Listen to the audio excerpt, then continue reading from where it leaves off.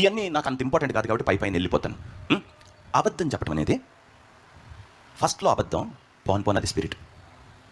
Okay, ఒక serial liar ఉంటాడు అంటే నోరు తెరిస్తే అబద్ధం ఉందనుకుందాం, ఇట్స్ ఎ స్ట్రాంగ్ హోల్డ్. ఇప్పుడు ఈ గవర్నమెంట్లో పనిచేసే వాళ్ళు చూడండి, ఉత్త పుణ్యానికి అసలు దేనికైనా సరే అబద్ధమే. అంటే అబద్ధం ఆడటం అక్కడ ఒక కల్చర్. ఓకే, సో నువ్వు అబద్ధం ఆడుతున్నావు కాబట్టి అక్కడ సర్వైవ్ అవుతున్నావేమో, కానీ అందుకే నువ్వు లైఫ్లో ఫెయిల్ అవుతున్నావు కూడా. ఓకే, సో వాళ్ళ బ్రెయిన్ వైరింగే, వాళ్ళ స్ట్రాంగ్ హోల్డే అబద్ధం చెప్పడం అనేది చాలా సర్వసాధారణం. అది part of their life. Okay, అది వాళ్ళు అంగీకరించారు. నువ్వు స్ట్రాంగ్ హోల్డ్ అంటే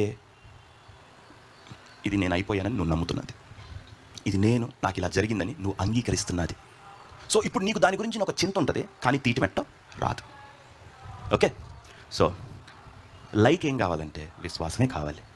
ఓకే రైట్, సో ప్రార్థన కావాలి.